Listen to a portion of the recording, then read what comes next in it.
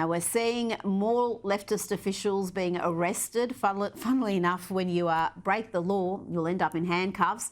Here is Newark Mayor Ras Baraka, who was arrested at an ICE facility. That's the US Immigration and Customs Enforcement detention facility that opened last week.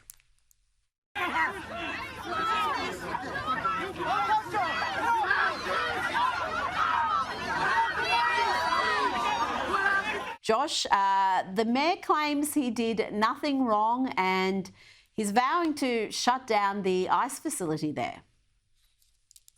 You know, Rita, if I didn't know any better, if I saw this clip in a vacuum of a government official barnstorming a federal immigration facility there with anarchic intention, with the intention of undermining and subverting and, dare I say, seeking to, on a smaller scale, potentially overthrow one facet of the federal government. You know, if I were being a little bit more, shall we say, a little more diabolical, I might say that this looks a heck of a lot like an insurrection. Because that's basically what it is. I mean, this is essentially a blue state mini insurrection there.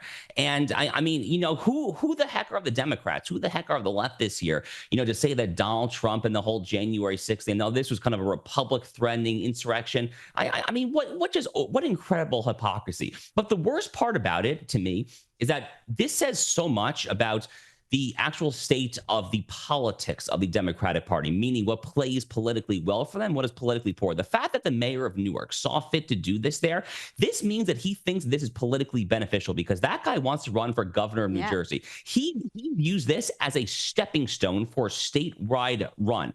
What does it say? That a stunt like this, an insurrectionist stunt, seeking to get arrested, a photo op in handcuffs, that apparently makes you a star in today's Democratic Party. What does that say about that party? Obviously nothing particularly good, that's for sure.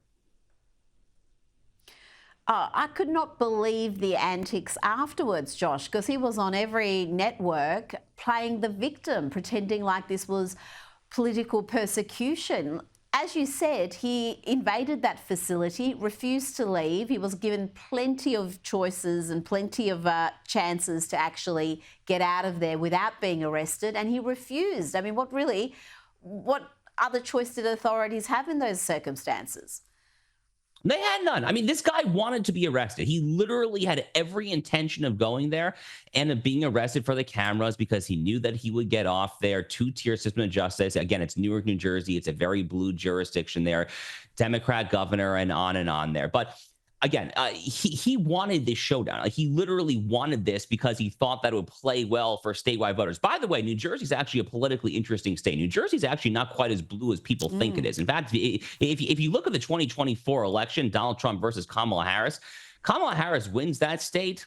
I forgot the exact margin, but it's roughly 5 points, 5.5 points, which actually is really not a particularly wide margin at all. And in fact, Republicans have actually been making inroads in the New Jersey state legislature. As some of these suburbs and exurbs of Philadelphia and New York City trend a little bit redder and more MAGA direction there's a lot of people speculating that New Jersey could actually be in play at a presidential level in 2028 or 2032 at the latest. So, you know, the mayor, the mayor might think that he is doing this as a political stunt to benefit his career there in the Garden States, but he might actually be in for a rough surprise, believe it or not.